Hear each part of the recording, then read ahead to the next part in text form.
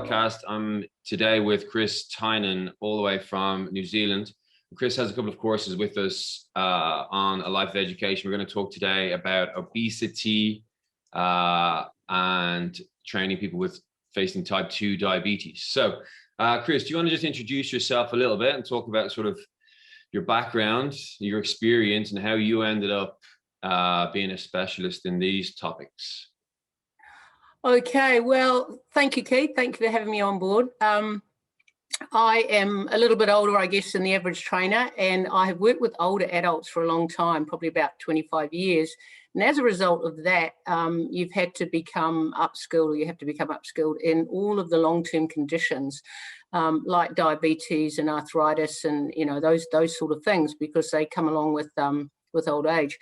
Obesity is slightly different in that, and we'll find out as I work through my slides, in that people are obese in the Western world at a younger and younger age. But with obesity comes increased risk of diabetes and all other kinds of things as well. So it's kind of all wrapped up together. My background is I trained at Otago University in New Zealand here, and way back then, we didn't really have personal trainers. So I just went into a recreation centre, set up a gym, did a whole range of things from gymnastics for little kids to, you know, aerobics classes, and of course, some training in the gym for anyone who wanted to join up. Then I went overseas. So I actually spent a good portion of my time in the UK, 17 years over there, where I worked in a range of different exercise facilities, I guess you'd say, from large tennis clubs to smaller hotels type chains and things like that, and got into consulting a little bit around the fact that we weren't very good at looking after members on the gym floor. So my thing back then was a lot more about communication, how you could talk more to people on the gym floor, motivate them, etc., etc. Personal training came along about then, I guess, and so increasingly people were working with clients one-on-one, which was great. Group exercise was still important, but I think around that time it wasn't really regarded as, you know, something that improved social interaction and mental health and all those other things that I think we do now understand is important for people to keep exercising. So I was more really involved with or really interested in helping people stick with exercise back then. And why did some people stick with it and others really didn't? But latterly, as I say, I've worked increasingly with older adults, and with that comes all of the long-term conditions. So my husband and I set up a charity called Exercise as Medicine. Many of you will have heard of Exercise is Medicine, which is the ACSM organisation or thing that they do. But we went with Exercise as Medicine. It kind of means the same thing. And we just work with people for whom this is absolutely crucial. And as I say, any of those long-term conditions, Tim, my husband, works more with neurological conditions like Parkinson's and MS, stroke and things like that. So we get a huge amount of fulfillment out of what we do, working with those sort of people. They're incredibly grateful, they're hardworking, they're gutsy. And our product, Exercise, is what they need more than anything. So that's kind of a loose spiel through my background. I'm going to just whip through my slides. I've got about 20 there, and then maybe if any issues come up along the way, we can discuss them, Keith, anything that strikes you. I won't pretend to say I absolutely understand your society over there, your Emiratis. You know, I've been there, and it's hot as hell. I can say that much. But you know, it's actually quite different, I think, to some of the setups that I work with here in New Zealand and in the UK, and certainly and the US as well. So some of the things I might throw out at you won't apply, that's for sure. But if you just listen to this with an open mind and think about how you can adapt the way it works for you there, you know your clients, you know the way things set up, you know where your gyms and the training, and therefore just take what you can out of it. But you know, I'm not about to say this is what you should be doing there, because I don't know. You will have a much better idea than I do. Yeah, sure. No, go ahead, do your thing, and we'll have a chat about it after. Yeah, it's we spoke briefly a few days ago, and it's really, really good stuff, especially because your experience, I think when you come into the industry at a young age, You sort of, you just don't have the experience, the time in the game to be able to deal with everything. And the entry level certificates are great. They give people the knowledge that how to work with the standard sort of, here's your perfect adult whose heart rate works in these zones when they do this, and when they eat this protein, this muscle builds, and when they eat carbs, this energy gets released. And then you go out into the world and all your formulas and all of your data is mixed into the, like you touched on, the modern society and the psychology, and now there's a whole other side of training that you're not taught about, and progress relies on a bunch of other metrics being in line. So this is where I think somebody, I mean, I'm 36 now and I feel like an old boy in the game, but it's a case of now I know there's a lot more to it, and experience is actually huge, not just what the data and what the education says. So this is why I'm so interested to listen to you with the experience in this. And when you have the people who are really in need, they don't want a young, that's like kind of whippersnapper PT who's got their six-pack out on social media, because it's just not connecting to them and their needs. Whereas these, and people tend to open up more to the coaches that they can relate to, rather than just the drill sergeant who's telling them what to do. So I think your info and your intel is so valuable. Yeah, that's right. We've got a bit of a saying here in New Zealand, you know, every young PT wants to train, you know, the All Blacks, but there's only so many All Blacks to go around. And, you know, the top class athletes are, you know, few and far between. And the bigger bulk of people that will literally pay your wages over the years are ordinary people with ordinary issues. But by the way, you've got to look at them holistically. They are not just obese, you know, they may have other issues as well. They're not just someone with osteoarthritis. They've got other issues as well, mental, physical, emotional. So it's quite important to look at the total person, which, as you say, Keith, if you're a young PT, this is not really something they teach you. They teach you the basics, which is absolutely essential, but experience teaches you a lot more about a total person. Yeah, hugely. Okay, cool. So whenever you're ready, take it away there. Well, yeah, my slides are getting away with me, but this is just really the first slide, and it's the definition of overweight and obesity, abnormal or excessive fat accumulation that may impair health from the World Health Organization. Obesity, you may well be aware, has absolutely, tsunamied over the last 40 years. It's nearly tripled up until 2016, and it will still be rolling on there.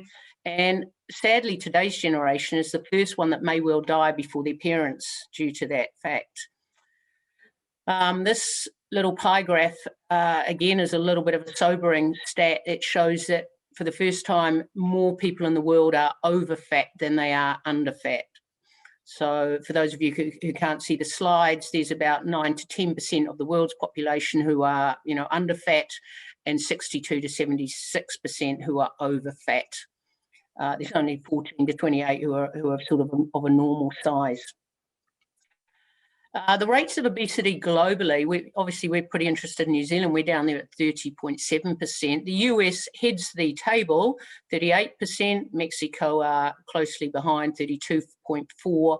UK, 27-ish there. And you may be interested to know that the best performing nations back here in 2017 were Japan with 3.7% obesity, and Korea 5.3%, something like that. Of course, they are going up, so they'll be a little higher now. I did a little bit of research looking into your neck of the woods, and what seems to be the case there is your obesity right now is around 27.8%. That's according to a 2019 National Health Survey. And compared to a few years back, when it was 37.2%, it seems that you've been making some inroads as to get this number back, which is great, because 37% is pretty horrendous. It's up there with the States. There is a stat, though, of close to 12% of your adult population having diabetes, which makes sense. It goes hand in hand with obesity, a lot of other things. Another piece of research that was really interesting, and actually you alerted me to this, Keith, was that your young men, your men in the sort of 20 to 30 age bracket, are getting seriously out of shape. At age 18, 42% of your men were in the normal BMI range, but by the time they're 29, it increased to only 29%. So there's the headlines that I saw when I was looking up this research was kind of over 70% of young men are obese. And that begs the question, what's going on at that time for the majority of your young UAE men to become overweight or obese? The professor who headed up this research had a few ideas, obviously, and it's no different to what I'm going to now cover in terms of, why is the whole world getting larger and larger? And it is essentially that our basic biology is at odds with our modern lifestyle. We live in an obesogenic environment. That's a term that's used.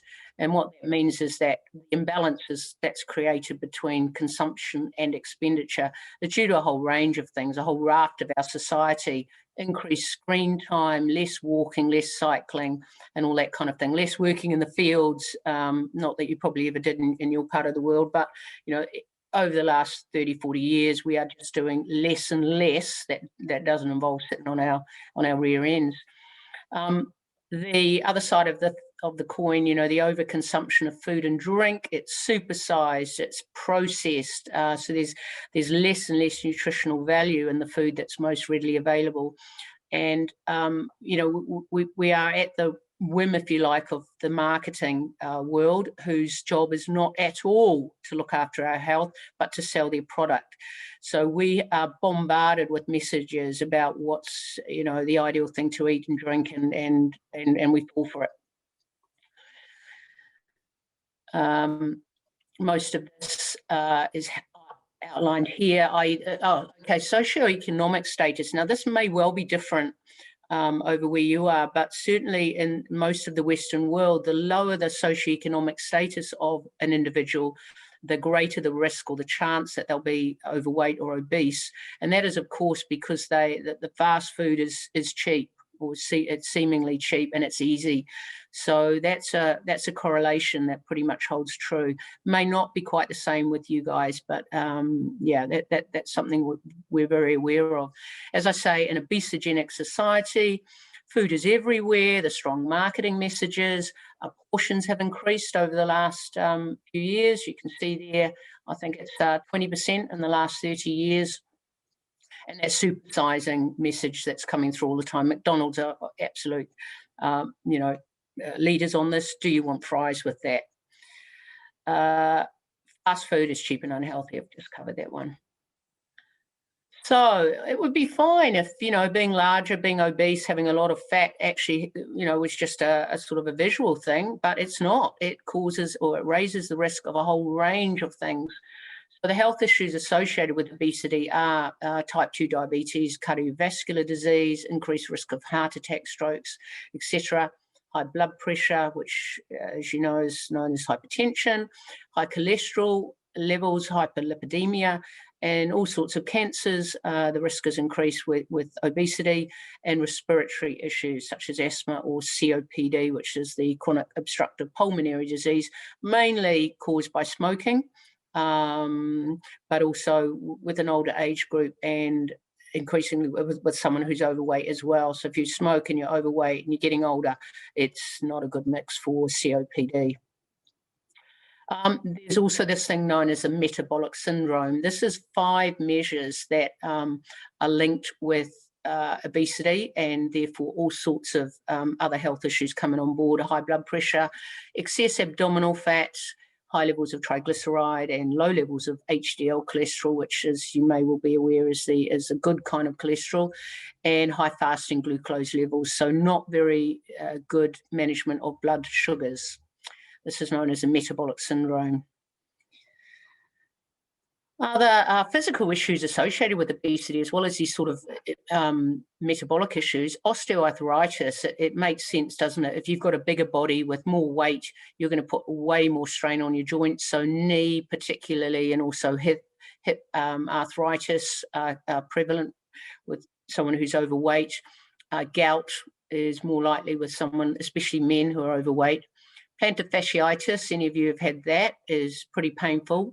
If you just be aware that if you're training a larger client, an obese client, be really careful with this one, because it's really hard to get rid of, and it can happen, it can flare up, or it can develop when you are increasing the load too fast. So because you're already quite big, jumping up and down on an already inflamed or compromised heel foot could well bring this on. So just be mindful of that.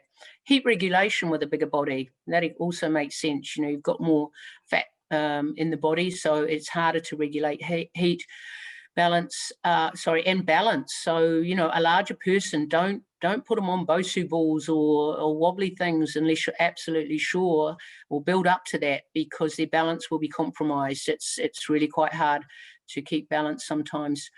General mobility issues. This is something that if you've never been overweight or never large, or never worked with someone who's large, who, for example, can't really see their feet, you think about how hard it would be picking something up off the floor, getting to the ground and back up, putting on shoes and socks, doing up their laces, cutting their toenails, etc. I work with a really large guy here.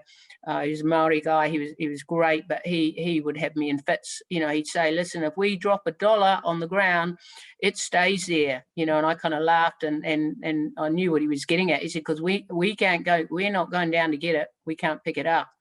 Just simple things like that. So all of this makes it really important for you to bear in mind when you're training a larger client, what is and isn't possible for them, what is and isn't going to embarrass them and make them feel awkward and not have a sense of success. The other sort of issues will be, as I mentioned, those physical challenges, ADLs, which are activities of daily living. Many of those will be difficult, just, you know, like cutting your toenails, dropping $1, forget it. Will they be missing out on things that, because of their size, things that they could do with their family, being good role models to their family? Employment may well be affected as well. And, you know, the social stigma that comes with being large. You know, a lot of these conditions are hidden. I mean, you really don't know if somebody's got a mental health issue, for example, but you certainly know if somebody's carrying a lot of weight. You know, if they're obese, it's staring you right in the face. So, you know, they may well feel a little bit victimized and not want to go out, and it's their own fault, and stay hidden away and not want to do anything, which only makes the situation worse. Are they attracted to the opposite sex at their current size? And even, are there conception issues, fertility issues with a man or a woman, but particularly with men, and that's all tied up with, you know, masculinity factors. So there's a lot going on in addition to just, oh, well, you've increased your risk of diabetes, or, yeah, your arthritis, your osteoarthritis is exacerbated. Think about that whole person approach. Just changing tack a little bit now, you're probably well aware of the body mass index, and this is how generally obesity and overweightness, if you like, is measured. It's because it's non-invasive. It's the weight of a person divided by their height squared. So it's pretty simple to do, but unfortunately it doesn't take into account body composition or where your fat's distributed.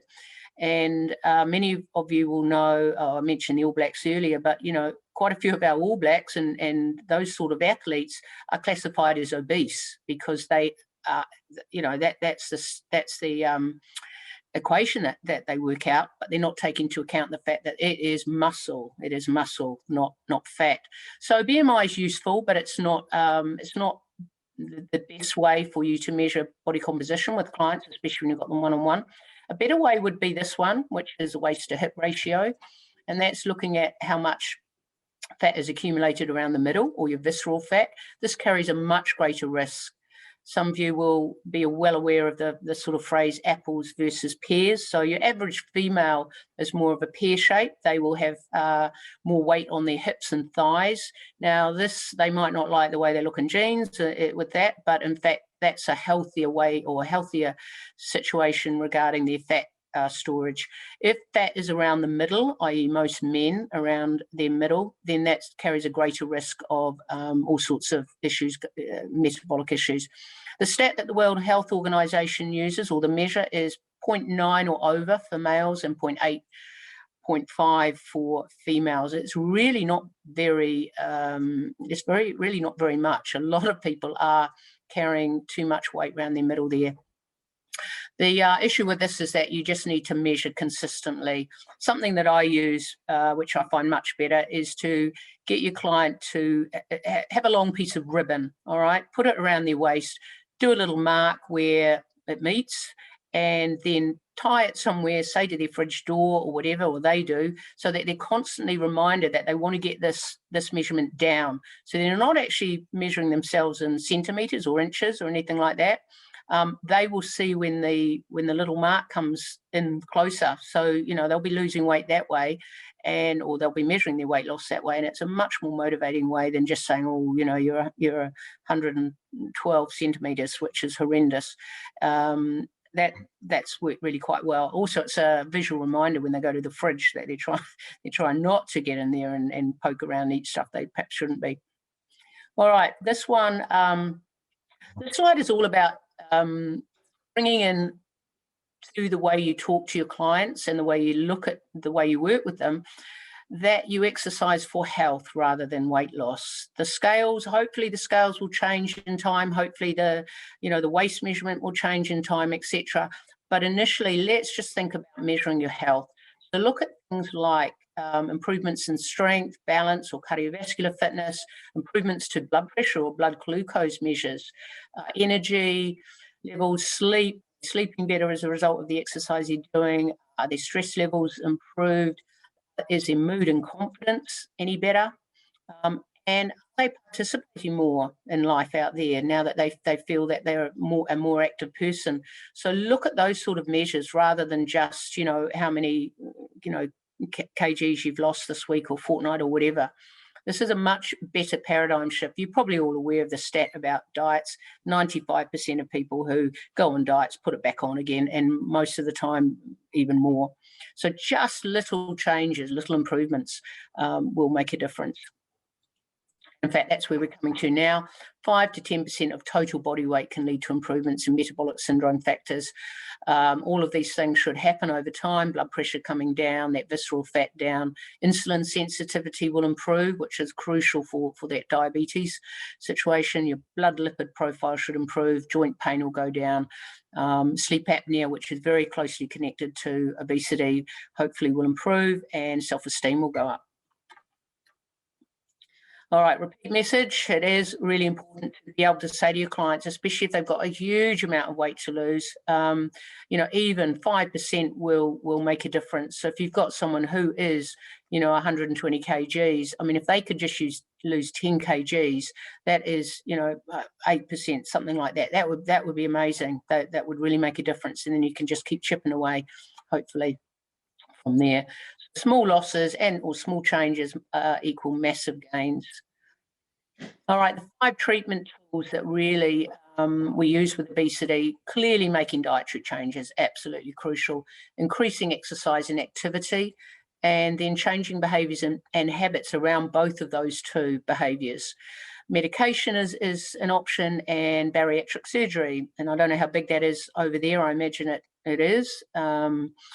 The results can be quite good. It's not my area of expertise. I obviously know a little bit about it, but it's not to be taken lightly. And psychologically, there's quite a lot that goes on for someone who, you know, was incredibly large, seen as a large person. They have their surgery, they can't eat so much, they lose a lot of weight quite quickly, and they don't necessarily always relate to the new person that they are. So along with that surgery needs to be some quite well monitored psychological work as well, and counselling. Your role as a trainer is to be aware of the comorbidities of the clients that you have who are obese, and namely that is cardiac, respiratory, and diabetes. You need to understand the side effects of any medication that they're on, that's for sure. Yeah, and the other thing really, as I've already alluded to, is those physical considerations. So heat regulation, it probably won't be an issue for you there, because I imagine all your indoor facilities are well temperature regulated, but avoid exercising in high temperatures, obviously, and always have water breaks to avoid dehydration. Their endurance will be low. They'll fatigue and become breathless easily. So interval type programs are really good. They'll allow for recovery time and accommodate this low level of conditioning. Don't do sort of, well, you can do HIIT. I'm going to say you absolutely do HIIT, but it's going to be relative to them. And that is intervals, of course. And just be mindful of those joint issues I mentioned earlier. So they're under much greater strain than normal weight people. Every single exercise or movement you prescribe, just think about the joint that's involved and whether or not there's added pressure on there. And this is no more applicable than when you're putting them in and out of machines. So machines like leg extension, for example, just think about that. If you've got somebody who's really large and got very large thighs and legs and trying to squeeze their legs into a standard leg extension machine, tuck them down behind like that, really difficult. The rowing machine as well is a similar one. So anytime that the knee's got to be flexed to get into position, just be mindful of that. There's so many choices that you can use in a gym or, in a studio or just with body weight, etc. You don't need to put them in machines where it's going to be difficult and awkward. Getting off the floor, I think I've already mentioned that, getting down and off the floor, that's difficult as well. Now they can do things like press-ups and burpees and those sort of things, but start on a wall, then go to a bench, go to a high bench, then go to a slightly lower bench. Do not put them on the floor straight off. Let them have a sense of success. And again, stretches will need to be modified. So think about, a standard quad stretch, a standing quad stretch, when someone can grab their ankle and do a nice standing quad stretch. That may not be possible for these people. And again, it's just embarrassing. And you should be good enough to come up with something that they can do that doesn't require that. Balance, again, just I mentioned the old Bosu ball or anything like that, or even on a Swiss ball like this, this young lady's on here. She's obviously enjoying it. She's not really doing much just yet, but I've seen people, large people, being put on a Swiss ball. Well, if they fall off that, it's going to be a crash. So make sure we're really confident that they are 100% steady and stable on that before you start putting them on Swiss balls. Start slowly as well. Their speed of movement, they won't be able to move quite as quickly as perhaps you're used to with normal weight clients. So start slow, build up. And this will make sense to you when you think about it. They'll have very, very strong lower bodies compared to their upper bodies. So there'll be an imbalance between upper and lower body strength. You try and get a larger person to do a chin up, a pull, something like that, they won't be as strong with their upper body. Get them to leg press or squat, and they will be pretty damn strong because they're used to carrying around extra weight. So just be mindful of that. All right, what kind of cardio do you recommend? Well, on the basis that joints may be under strain, anything that's water-based is great, low impact there, walking, cycling, cross-training, rower, notwithstanding the access issue there, any kind of class that's low impact. Weight training is fabulous for larger people, especially when you can use machines and exercises that, accommodate their mobility issues. So weight training is absolutely fine. Sometimes trainers think, oh, well, they've got to burn calories, so cardio is best. Yeah, cardio is great, but we all know nowadays that weight training, resistance work is just as important. So I think that might be it. Yep, that's it. That's my 20 slides. So whistle stop tour through there. The course that Keith alluded to earlier on is obesity and diabetes. So the first half is obesity, and the second half of the course goes into a lot more detail about diabetes and how you can manage that. You're probably aware of type 1 diabetes and type 2 diabetes are quite different. Type 1 diabetes is normally diagnosed in childhood or early teenage years, and that is when the pancreas does not produce any insulin whatsoever anymore, and those people have to rely on insulin for the rest of their lives. They're normally not the ones you have to worry about. They're the ones that they know what they're doing. They have been doing it their whole lives. The type 2 diabetic, though, somebody who develops diabetes a little bit later on, which worryingly is getting younger and younger. It used to be called adult onset diabetes because it was really with adults, but now it can be in the teens and 20s and 30s, which is a worry. Now, that's where there are more lifestyle factors involved, like obesity, like lack of exercise, and those sort of things. So type 2 diabetes may or may not be dependent on insulin. They may have to take insulin, but they are more likely to be given some medication, usually metformin. But with exercise, there can be a significant improvement in their blood sugar regulation. So we've got a huge role to play here in terms of helping people who are just type 2 or pre-diabetic in terms of reducing and even reversing sometimes their diabetes. Diet also plays a huge part, but that's a little bit beyond my scope, so I won't talk about that right now too much. But, that stat on about slide 3 back there, what was it, nearly 12% of your population there are diabetic. That's pretty huge. So there's a lot of need for you out there to step in and help guide these people to exercise more regularly and improve their whole blood sugar situation. Yeah, I mean there's so much stuff there. It's so interesting. On that slide where you mentioned that the UAE is doing great with the obesity numbers lowering, it's interesting if you correlate that with like you said on the other slide, the Indian population has, I think, 5% obesity. And then, so I wonder where those numbers are dropping from. The government here are definitely making a big effort to focus on reducing the type 2 diabetes. It's definitely prevalent in the younger generation for sure here, more so than I think people would immediately realize. But I wonder, is it an influx in the population from those sort of Central Asian countries, increasing the population numbers? They have a relatively lower obesity level in general. Their diets, touching on the socioeconomic thing you mentioned, their diet is actually pretty, it's not the fast food diet. So while they might be on the sort of at the lower income here in the UAE, they're not necessarily queuing up at McDonald's and Burger King. They eat very consciously. They eat their natural, their curries, their rice, their meat. I have been in taxis where we've offered the driver fast food and he's almost laughed at us. He's almost said, not a chance am I eating that. Like, there's no way.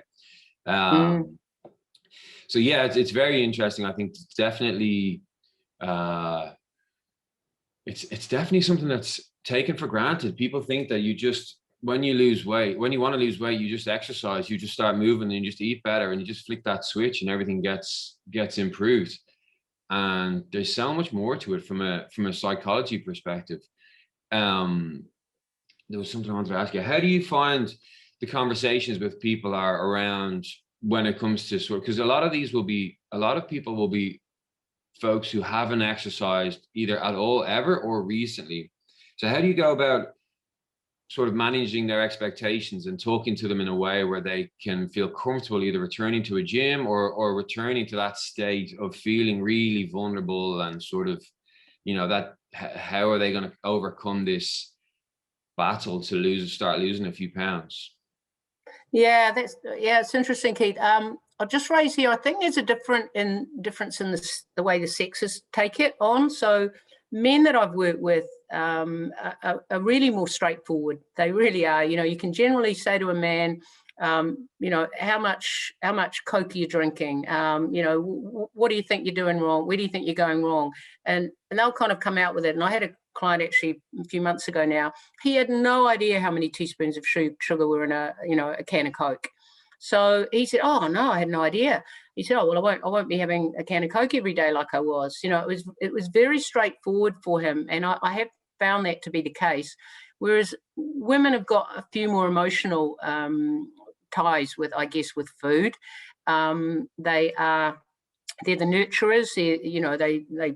Going back and, they're the mothers, if you like. And so food is wrapped up with looking after their family, their children, and nurturing. And I think that's a harder psychological path for them to take and for you as a trainer to take.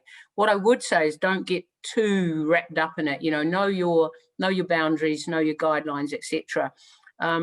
It sounds like you certainly told me, Keith, that you guys over there really like their sweet things. So their little sweeties and dates are a big factor, a big feature of the society there, both of which are pretty high in sugar, and therefore even just making a few changes of cutting down that a little will be helpful. That seems to be the situation, as opposed to alcohol, which is not an issue there, but it can be over here. So yeah, it is a tough one. I would say, just as a broad brush approach, it would be ask a few questions and listen and listen and listen and dig a little deeper. This is motivational interviewing, I guess, but when you ask somebody, say, where do you think you're going wrong, or how well do you think you're coping with your or eating well? How do you feel your nutrition is on a scale of 0 to 10, 10 being absolutely fantastic and 0 being, appalling? And when they give you a number, this is classic stuff, but when they give you a number, just say, well, what would improve it? You gave me a 5, what would take it to a 6 or 7? And just see what they say, because no matter what you tell them, unless it's a fact, like, do you realize there's 8 teaspoons of sugar in a can of Coke? That's a fact. But to get them to start to make some changes to their own lives, what you say is not going to make much difference, So, they'll nod. They want to do what you tell them, but it's not really there for them. So you try and tease out of them what's important. You'll be surprised what you think should be really important to them may not be, and asking them the reasons why they want to lose weight. Try and get to their why. The most compelling ones are always the emotional ones, like, I want to be here for my grandchildren, or I want to participate more, or I want my, those sort of things. So if you can get close to an emotional reason, that's going to be more powerful than just, I want to fit into a size 10, or whatever sizes are over there. The health issue is a biggie. You really don't want to be diabetic. You do not want to be injecting yourself with 4 times a day and running the risk of peripheral neuropathy and amputations and blindness and all of those horrendous things. So that's pretty motivating as well. Yeah, I think it's going to what you said earlier as well. If you've ever been obese, you understand a bit more what it's like, and most trainers have never been. There is some of those people who have lost a ton of weight and they've changed their lives for the better, and then they've gone into fitness, and then they've turned back to help their sort of friends and colleagues who are also struggling with being overweight. But for most trainers, and me specifically, I'll just speak for myself, I got into fitness just from being a sporty person and not really knowing what I wanted to do, and just did the sports thing, then the sports thing, then the fitness thing, then the instructor thing, and now here I am. And I have no idea what it's like to walk into a gym with, 20, 30 extra kilos on me. I have no idea what it's like to try and motivate myself to go for a walk when all I want to do is, I'm exhausted after the day. And it's a crazy thing to think that people give advice based on the data and based on the science without actually having the lived experience. And I suppose that's kind of general to all fitness. You can't experience everything. But do you find that people relate to you? Because you kind of mentioned that it tends to be, as people get older, their health starts to change. Do people open up to you more now about this than when you were younger and when you were trying to offer advice? I don't think it makes a difference as people get older, and it's amusing because they say, "Oh, you're so young," and it's all relative. I don't think it's with older people, but I think there is a case for the obesity issue. And if you are able to say, "Look, I've been 120 kgs. I know how it feels," or you've worked with other people who have been that weight, there's nothing wrong with saying, I personally haven't been 120 kgs, but, I've been 10 or 15 or 20 maybe 20 kgs overweight for me, and that's bad enough. I can only imagine what it would be like to be more than that. But you can say, I have worked with people, or, I know I've had a client who said this, who said that. You don't need to, put on a whole bunch of weight and then lose it again just so you can say I've had the experience. All you need to do is ask a few questions and listen to what they tell you, and really just try and get inside their head a little bit. That's all you need to do. It's actually quite simple, but most trainers feel that they have to give all the information, and that's their role. It's not. It's your role is now I think it's more of a facilitator, a coach, someone who guides. Here in New Zealand, we have a phrase called kaitiaki, which is, a guide, someone who, and it's a real privilege if you're a kaitiaki, because you are guiding someone along their path, not telling them what to do. So, a young trainer is got all this knowledge, or they feel that people need to impart it. I was exactly the same. When I was 21, I would be telling people everything I'd learned and things I thought they needed to know. But I quickly realized I was kind of wasting my breath, and I should be listening to them more. That's, kind of my take on it now. Yeah. I remember when I first started training, I worked in a gym as just a basic fitness instructor in my first job. And the same kind of thing. I thought I'd go in and change the world. And it was a guy doing some sort of chest press with a heavy dumbbell on the bench. I can't remember the finer details, but I thought, I'm going to help him. I'll give him a piece of advice. So I've just learned this thing. I kind of interrupted him in the middle of in his rest period. And he just looked at me and he said, "I've been doing it like this in prison since before you were born." And I just thought, okay, thank you. Oh, I'm sorry. I will never, that's the last time I'll ever interject my own 6-week experience and my expertise on somebody who didn't ask for it. And it taught me a lesson that listen, I had no idea what he was doing. I knew what he was doing, but I had no idea what his goals were. I had no idea what the context of what he was doing was. It would have been a much more enjoyable conversation, a less humiliating conversation, if I had have asked him some questions, found out some more about the what and why he was doing it this way, listen to him, learn something, and then not embarrass myself. So it was just an exact case of I just spoke way out of turn, and then that sort of stuck with me. I'm glad that happened to me so early, because it's one of those things where you can't assume to know somebody's goals. You mentioned it where you said what's important to you, what you think should be important to them may not be the thing that's important to them. So you speak to someone and you say, okay, how much weight do you want to lose? And they say, I don't want to lose any weight. I want to fix my heart condition. If the weight comes off, that's great. And now you just put this person on a spot where you're clearly saying you need to lose weight, and I'm the expert, and it's just an awkward conversation. Yeah, no, it's exactly right. And just a couple of things about that, Keith. First one is that is part of the 1 in 100 rule of gym floor interaction for me, in that, listen, that was a bad experience, but they don't happen very often. And what I would find with young instructors is they may have had an experience like that and it just put them off. Excuse me. So they didn't want to talk to people. Yeah, maybe that did put me off, in fact, massively.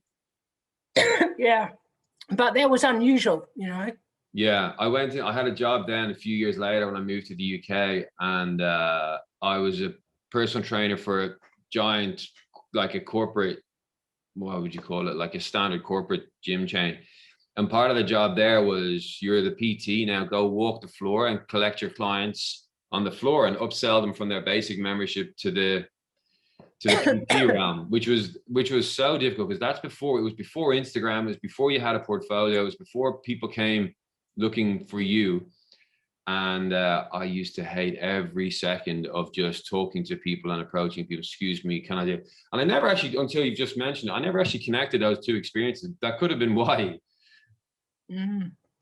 Yeah, very likely. Yeah. So then the other thing I thought you mentioned, which is very important, was you referenced the plantar fasciitis and sort of the pain, but so, because one of the limiting things you have with people is you want to push people, but then they have this little pain or this little niggle, and then they can't do the thing you want them to do. And for an overweight person, they're already, like you said, with the quad stretch, they're already physically sort of at a disadvantage. They can't move as much. So how do you find talking to people about pain and managing their pain in order to get them to exercise? Do you have any advice on that? Well, you shouldn't really be in pain when you exercise. You'll feel significant muscular fatigue, won't you? You know, when you've done a set of squats and your glutes and your hammies and your quads are screaming a little, but you shouldn't feel pain as such. Osteoarthritis is perhaps an exception to that. So when you've got someone with that in their knees, the idea is that you work within the range of tolerable discomfort, because not doing anything at all, because in case it might hurt, is going to be way worse than actually working through a little bit of intolerable discomfort. But generally speaking, you know, pain shouldn't be an issue. You need to think about what you're getting them to do. And the other thing that we use a lot is risk versus reward. So here we are, we've got a client, I want them, you know, they're overweight, I want them to, you know, burn calories and work hard. How about some star jumps? How about not? You know, the risk of star jumps exacerbating joint issues or plantar fasciitis or whatever far outweighs the reward they'll get from doing 10 star jumps. However, what can you do to reach that goal of, you know, raising their heart rate, working hard? That's not going to carry that same risk. And it's not difficult, you know, it really isn't. How about step ups? That would be better. Well, there's a whole range of things. Skipping's another good one. You know, I've seen trainers get the skipping rope out and skip away and then hand it to their client who, you know, is probably never skipped in their lives, is a little bit too large to be doing that comfortably and safely anyway. And how humiliating is that? So, you know, a trainer needs to constantly think about what it is that will give that client success and achieve the goal that they're looking for. You know, rather than, you know, I can skip, so I'm going to show you how clever I am at skipping. By the way, that just reminded me, skipping, boxing. Boxing is a great modality for obese people. It really is. You know, it's okay. It's low. There's low impact. They're not jumping up and down, but they love it. As long as you are qualified in boxing, you're not just kind of making it up as you go along. But sparring with a pad man and a boxing gloves on is great. So this actually the same guy that told me about the dollar on the floor. I went to a session that he was involved with, and there were 3 parts to this class. They were all very, very large men. They did sit to stand off a chair. They then shuffled to the other end of the gym where they did boxing, and then they'd come back, they'd kind of shuffle back. It's sort of a semi-run sort of a thing, and they do more sit to stands. That was it. That was their class. It was about 30 minutes of that. There was camaraderie. There was, you know, they were having a great time. They could all do those things. They didn't stop. The sit to stands, you know, if one of them was struggling, they'd all kind of slow down and wait for him to catch up. You know, it was a lovely team sort of a feeling there. But there were 2 modalities, boxing and sit to stand, you know. Yeah. There you go. We don't need to get all that fancy sometimes. Yeah. And also, I was going to ask you this question a different way, but when you, do you work with heart rate a lot? Do you focus on heart rate? Because one of the things that I was surprised that people never thought about was that, in other conversations, is that for high intensity training, for me, I need to do a bunch of burpees, a bunch of box jumps, a bunch of stuff where the human in the room is moving quite substantially.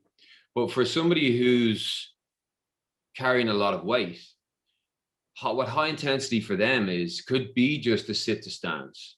You know, exactly. And the boxing could have their heart rate at the level. So do you monitor heart rate? No, not really, because, well, 2 reasons. One is with medications that people might be on, heart rate, with beta blockers, for example, which are quite commonly prescribed for any kind of heart issues. that will mask a heart rate. So it's meaningless. And the other thing is, especially with large people, you won't get a heart rate monitor on them. Okay. So, you know, and that's embarrassing, you know, lift your shirt and we'll put this heart rate monitor on. Now, if they've got their own and they put it on and they come in with a Fitbit or whatever, then fine. But we much prefer to work with RPE scales, rate of perceived exertion scales, which are the old Borg scale, B-O-R-G. He's been around forever. And so we work with those. And, you know, we've got large boards of these, and we just hold it up in front of them. I say, which number best describes how hard it feels right now? In fact, I might have one here. Oh, no, I don't think I have. But it's color coded. So the very light 0 to 3 or 4 is one color. Then it's green, then it's yellow, then it's red. So we don't want you to be in red. That's working way too hard. You can come back a little bit. The RPE scales are just invaluable because there's such a good correlation between how hard somebody thinks they're working and how hard they actually are working. So, and again, it puts the control with them and the intensity measure with them, which is where it should be, not with, you know, their heart rate off their wrist or around their waist, chest or anything like that. But it's also a practical issue. You know, you won't get it around them, and with the medication that they may be on, it won't be valid anyway. Yeah, so that's the way we prefer to work here. I find that sometimes people want to work in the red. They want to just go, go, go. You know, it's kind of like, whoa, you need to come back a little bit. Trust me. And they're like, no, you know, this is my hour. This is my thing. And it's like, hang on, you need to really come back off that. Like, I can see you. You know, I often use the talk test as well. Like, I'm throwing out some completely random and arbitrary questions, irrelevant to what's happening right now. But I want to create a long answer from them. Yeah. And see if they look at me like, what is he talking about? Or if they are happy to go into the gossip, you know, and then, okay, well, now we need to work it. But some people, I'm trying to tell them, listen, I need you to slow down a bit. Like, we've got another 10 minutes to go. We need to back off. And then we need to make sure we're still working in 10 minutes time, as opposed to you just lying out on the floor, spinning dizzy and wanting to get sick. But just expand a little bit on the medication. That was interesting what you said. So in what way would they mask the heart rate for people who don't know? Oh, well, beta blockers will slow the heart down, okay? And therefore, it's usually about 20 to 30 beats per minute lower than what it would be if they weren't on that medication. So if I was looking to get your heart rate in a zone of, you know, 145 to 160, something like that, Keith, which wouldn't be hugely high. If you're on beta blockers, your heart rate would be a lot lower than that. It would be around 110, 120, but you were working as hard as if it was that higher level. So for me to then say, right, get in your heart rate training range of, you know, 145 to 160, if you're on beta blockers, I'm pushing you. I'm really, really pushing you way too hard. So yeah, it's important to know that. And therefore that's when the RPE scale is invaluable. That's when you definitely use it. Yeah, brilliant. Okay, cool. I think we've gone enough. You've got another, we'll just maybe predict the future, but you've got another course on respiratory issues, which I think might be useful to circle back to another time and talk about with the COPD, isn't it? That's what you were referring to last time. Yeah. So let's. Yeah. What's the level of smoking like in your neck of the woods? Is there a lot of smokers? So tobacco, maybe not, but there's the shisha culture here is huge. So the shisha bars, people will sit by themselves in a shisha bar with a laptop doing some work, and they'll just smoke on the shisha for hours. So while there's not the alcohol culture where people won't just go to the pub to watch the game, they'll go to a shisha bar to watch the sport, and they'll get some food, they'll get some drinks, and they'll smoke a shisha. So that's very prominent. That's not tobacco though. That's not tobacco. It's like a flavored tobacco. It's not a cigarette tobacco, but it's some form of flavors smoking. I'll check it out and I'll have a look. Yeah, I wonder if it's got the same, you know, ingredients that causes COPD. Interesting. Damage to the lungs. Yeah. I'll get that information for the next time we talk, and then we can flesh it out. Okay.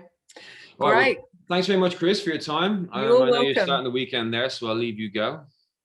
Thank you. And you're starting your day, so have a great day. Yeah, and your course is available on Life Education, Obesity and Diabetes. So anybody who wants to get more info in depth and have access to it forever, check it out. Thanks, Kris. Right. Cheers, Kate. Bye. Bye.